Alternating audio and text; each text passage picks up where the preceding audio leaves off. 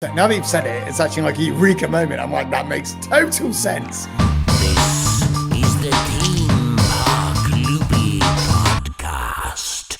Last week, you were watching Rachel Reeves, the Chancellor. You had your popcorn in hand and a frosty beverage. You were waiting for Universal UK to be announced by the Chancellor. In the end, she announced another runway for Heathrow, but no Universal UK. So what's that all about, and how long are we going to have to wait until it finally does get announced? Well, isn't that a good question, Ryan? You know, I must say, last week, just like the rest of the enthusiast community and certainly on the Facebook groups that I was following, you know, I was really hoping that Rachel Reeves was going to announce, as it was teased by Bloomberg and it had all been the speculation leading up to this big announcement, that finally we were going to get confirmation that Universal was coming to the UK. But while I was sat there eating my popcorn and drinking my slushy, I was, you know, saddened, just like everyone else, that it kind of all fell flat and didn't really come to the crescendo that we were hoping. Sure, great announcements for the UK. I'm not going to get into that because we don't talk politics on the podcast, of course. But there was no Universal UK announcement, which I think everyone was hoping for. So that was a bit disappointing. But it doesn't mean that all hope is lost, right? Because the trademark was marked, which is so exciting. Just all signs are pointing that this is actually happening. And what has been interesting is that more works have been happening on the site this week. So I'm not sure if you've been following this, Ryan, but I'm sure you have. But they have been putting up these fences and these barriers, and we've been seeing all these bollards being put on the actual site. Fan groups like Project Universal is a great one to follow. We Want Universal Studios Bedford is another good one. Universal Studios UK, just to shout them out, because why not? These are all great fan communities that they literally update on a daily basis about what's going on the site.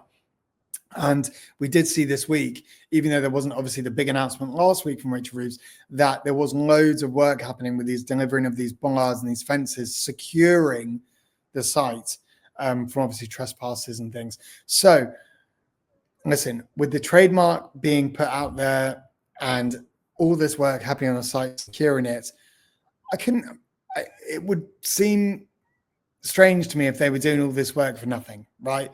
But I guess the question I wanted to ask you, Ryan, is we know that the hotel is coming. We know that there's probably going to be some version of a city walk happening and the park initially, the big park initially.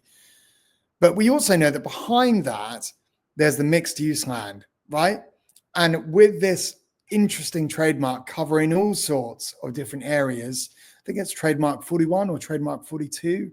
Someone can quote me or comment it's either 41 or 42 is for themed entertainment, including amusement parks and things.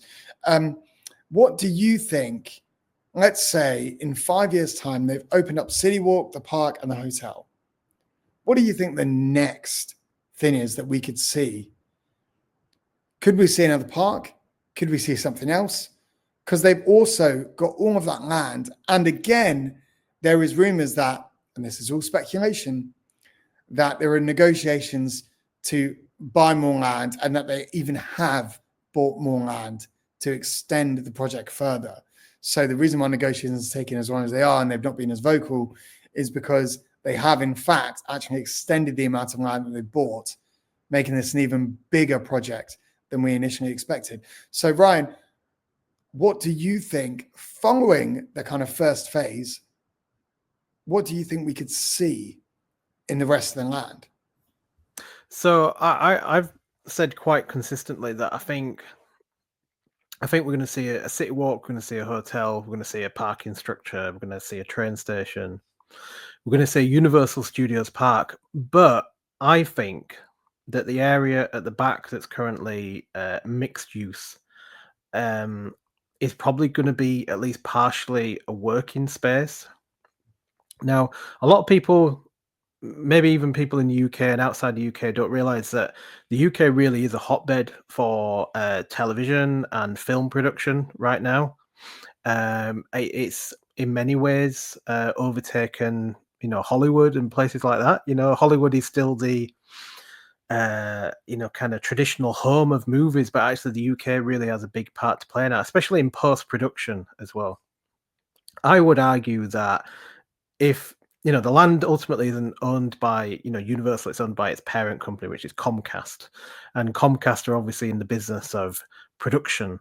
And bearing in mind that the UK is a hotbed for production, why would they not use the land to build some kind of state-of-the-art production facilities? Because at the moment, my understanding is that we really struggling for like big production spaces. Obviously, we have, the 007 studio space down at Pinewood, etc. But when you're looking at these kind of big spaces, where you've got, all the facilities that you need to make a really big movie, we don't necessarily have it. So I wonder if partially that's going to be a production space, and then maybe they're looking at buying more land because then they're thinking, well, are we going to build another park? The other option could be that they may be buying more land because that's where they want to have a production space. Then the rest of the land would make sense to be a kind of islands or adventure type park potentially. I think I think either way, we're definitely going to be looking at 2 theme parks because ultimately what they're trying to do is make the UK a kind of hub of entertainment for Universal. To put that much investment in such a great location and only open potentially a very small city walk and a Universal Studios, is that going to attract all of the international trade that it wants to attract? It's going to have to be a bit more than that. So I think the long-term plan is going to have to be another park, I reckon. But I wouldn't be surprised to see some practical production and post-production space mixed in there as well, because it makes a lot of sense. It's such a good location, not just for a park, but also for production as well. So that's my prediction, but everyone keeps telling me that I'm wrong. There's not really any evidence for it, apart from the fact that I guess a Class 41 trademark can be used for things like television series, short form entertainment content, etc., etc., etc. But they're probably going to have another trademark for Universal UK Studios or something like that. So, but yeah. So, what do you think? So my question is: do you think I'm right? Do you think I'm wrong? I don't know. I keep going on about it, but that's the feeling that I have anyway. Well, I've actually never thought about it that way. I've actually never ever once considered that Universal would build their own exclusive studios, but it does make sense because if you think we've got Pinewood, we've got Shepperton, we've got the ones Shinfield has just opened, we've got the other spaces like 3 Mills. We've got, just some other studio spaces, but we've not. The problem is that all of those studio spaces are by and large owned by studios. So they're owned by like Netflix, Disney, Amazon. So a lot of the production facilities goes exclusively to them. So I'd imagine with the UK, as you say, being such a hot hub and all these studios getting in and reserving all the spaces, it would be in Universal's advantage to own their own exclusive space that was just for them. And it actually makes so much sense. They get tax breaks from shooting over here. And they have a state-of-the-art production facility, a purpose-built production facility. They can make it exactly how they want. And it can just be for them, saving them cost massively. So, and continuing the trade in the industry in the UK. So maybe that is kind of a part of the I don't know. Maybe that could be a part of the negotiation. We build the parks, so you have something for your tourism. We get our production facilities here, which in turn is also giving the film industry and workers of the film and television industry more work, because we're going to be shooting more over here. And then I guess from a consumer point of view, from a guest point of view, if we're talking about, immersive and themed entertainment as we are, then could that open up the tracks of, well, we've seen how successful something like making of Harry Potter is at the Leavesden Studios, and they've literally just converted three or 2 sound stages into like a visitor attraction where you're like touring the production of Harry Potter. Well, what's to say that they couldn't do the exact same thing if they had their own, practical working studio where they turn a couple of sound stages into kind of a European production hub and then operated, like a similar to the way they do it at Warner Brothers in Los Angeles, where they have like elongated golf buggies that tour around the sets in the back lot and the sound stages. They could do that. Bring in, a mixture of what we know and love from the Universal Hollywood Park to Europe.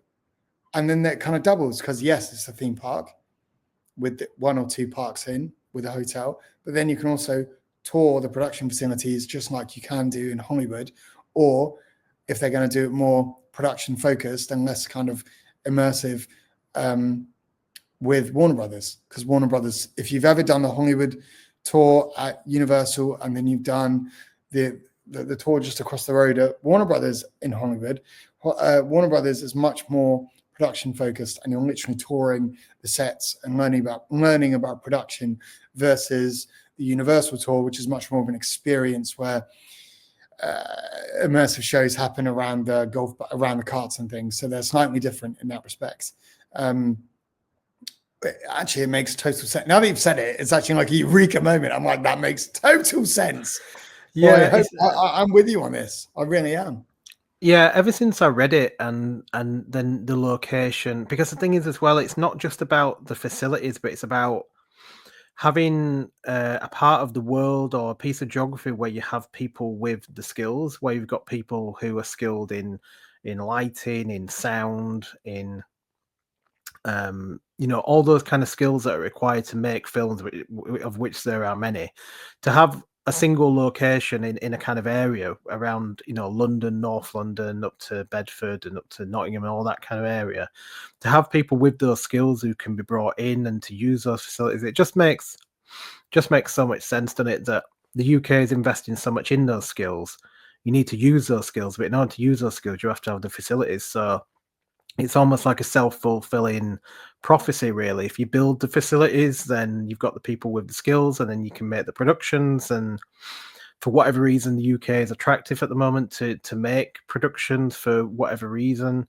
So yeah, it all kind of comes together, and it kind of makes a lot of sense that, if you're going to have 500 acres of land, which 500 acres, I think people were saying, well, that sounds a bit small, but actually 500 acres is the same size as the original Universal Orlando site before they built Epic Universe. So it is quite a big space. And also Alton Towers is in theory 500 acres, but they probably can only use 150 acres of it or something, so it's a massive space, and there's a lot that they could do with it. And I just think it'll make a lot of sense to have at least some production space in there amongst it. So we'll see what happens, won't we? And hopefully in 2030 we'll find out. Wouldn't that be so awesome though? Like, I've now just had this moment where I thought, imagine you do a day at the park, or you do a day at each park. Let's say we're in like 2040 now, right? You do a day at both parks.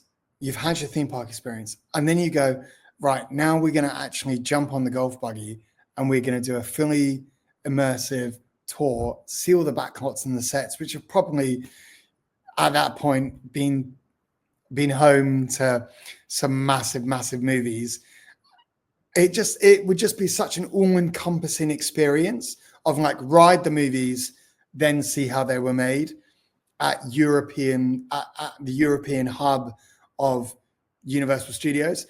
And again, I just can't get over this point that now that you've said it, that it just makes so much sense for Universal to have their own bespoke production facilities in the UK. They don't need to borrow from Pinewood and fight the other studios at, Shepherd and Leeson, Ealing, Shinfield. They can just completely use their own space. Just imagine taking a tour in the real place where they filmed the Fast and the Furious 25.